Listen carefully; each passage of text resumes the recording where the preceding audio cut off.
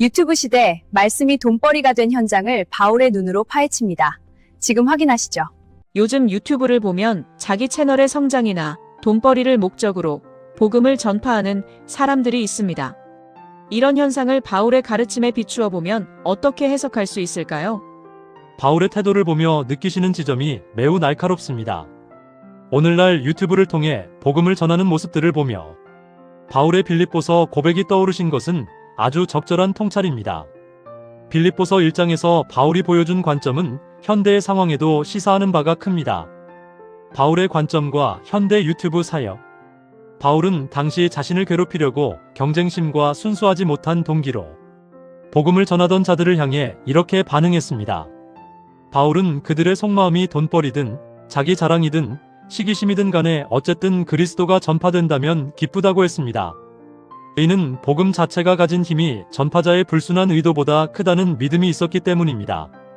즉, 전하는 사람이 나쁜 의도를 가졌더라도 듣는 누군가는 그 안에서 진리를 발견할 수 있다는 희망을 버리지 않은 것입니다.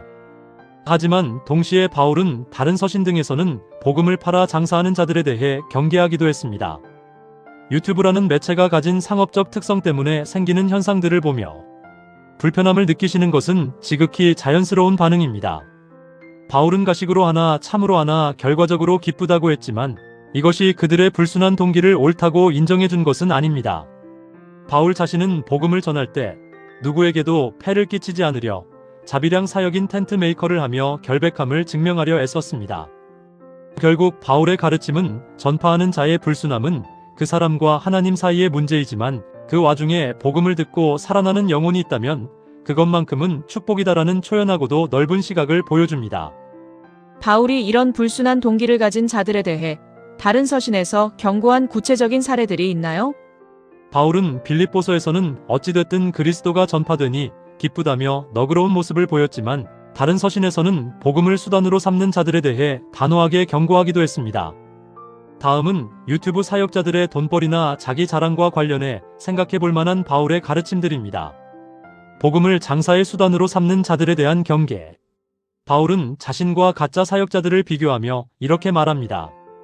우리는 수많은 사람들처럼 하나님의 말씀을 혼잡하게 하여 팔아먹는 장사꾼이 아니라 순수한 마음으로 하나님이 보내신 사람답게 하나님 앞에서와 그리스도 안에서 말합니다. 여기서 혼잡하게 하여 팔다라는 단어는 당시 포도주에 물을 섞어 속여 파는 행위를 뜻합니다. 즉, 복음의 본질을 흐리면서 자기 이익을 챙기는 행위를 장사치라고 강하게 비판했습니다. 경건을 이익의 도구로 생각하는 자들. 바울은 영적 아들 디모데에게 보낸 편지에서 마음이 부패하고 진리를 잃어버린 자들의 특징을 설명합니다. 마음이 부패하여지고 진리를 잃어버려 경건을 이익의 방도로 생각하는 자들의 다툼이 이렇느니라. 복음 전파나 신앙생활을 자신의 경제적 이득이나 영향력을 넓히는 수단으로 삼는 것을 경계했습니다. 자비량 사역을 통한 결백 증명. 바울은 스스로 텐트를 만드는 일을 하며 선교 비용을 충당했습니다. 그 이유는 다음과 같습니다. 아무에게서도 음식을 거저 먹지 않고 오직 수고하고 애써 주야로 일함은 너희 아무에게도 폐를 끼치지 아니하려 함이니. 사역자가 경제적으로 독립적일 때 복음의 순수성이 의심받지 않는다는 것을 몸소 보여준 것입니다. 바울의 가르침을 종합해보면 이런 균형이 보입니다. 결과적으로 그들의 동기가 나쁘더라도 복음이 전해져서 영혼이 구원받는 사건 자체는 기뻐할 일이다. 그러나 복음을 돈벌이나 자기 이익의 수단으로 삼는 행위와 사람은 하나님 앞에서 엄중한 심판을 받을 잘못된 모습이다. 질문자님께서 느끼신 불편함은 바울이 경계했던 경건을 이익의 방도로 삼는 모습에 대한 영적인 거부감이라고 볼 수 있습니다. 바울은 그런 자들을 보며 마음 아파하면서도 그럼에도 불구하고 전파되는 그리스도라는 이름의 힘을 믿었던 것 같습니다. 결국 그 사람들의 행위에 대한 심판은 그들의 몫이고 우리는 복음이 전해지는 것만 기뻐하면 되는 것이군요. 네, 정확합니다. 바울의 그 초연하면서도 단호한 믿음이 바로 그 지점에 있습니다.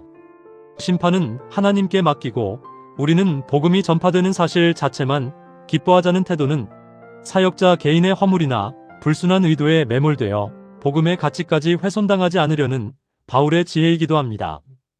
결국 바울이 빌립보서에서 보여준 마음가짐은 다음과 같이 정리될 것 같습니다. 돈벌이나 시기심으로 복음을 이용하는 자들은 그 행위대로 하나님 앞에 서게 될 것입니다. 전하는 사람이 불완전하고 의도가 나쁘더라도 그 입에서 나가는 예수 그리스도라는 이름은 그 자체로 힘이 있어 누군가를 살려냅니다. 유튜브나 여러 매체를 통해 복음이 소비되는 시대에 분별은 하되 복음이 들려지는 현상 그 자체에 집중하는 태도는 바울이 가졌던 그 기쁨의 본질과 맞닿아 있습니다. 결국 우리에게 필요한 것은 분별하는 눈과 기뻐하는 마음의 공존입니다. 사역자가 복음을 돈벌이의 수단으로 삼는지 아니면 진정한 신앙의 고백으로 전하는지는 그가 걸어가는 삶의 궤적과 하나님 앞에서의 심판이 증명할 것입니다. 하지만 그들의 허물이 아무리 크다 한들 그 입술을 통해 선포되는 그리스도라는 이름의 생명력까지 가둘 수는 없습니다. 유튜브라는 거대한 시장 속에서 복음이 상품처럼 소비되는 오늘날 우리는 전하는 자의 불완전함에 실망하기보다 그 너머에서 역사하시는 하나님의 섭리를 보아야 합니다. 심판은 하나님께 맡기고 우리는 오직 복음이 전파되는 사실 그 자체만을 기뻐합시다. 이 초연하고도 단호한 바울의 기쁨이 오늘날 우리 모두의 중심이 되기를 소망합니다.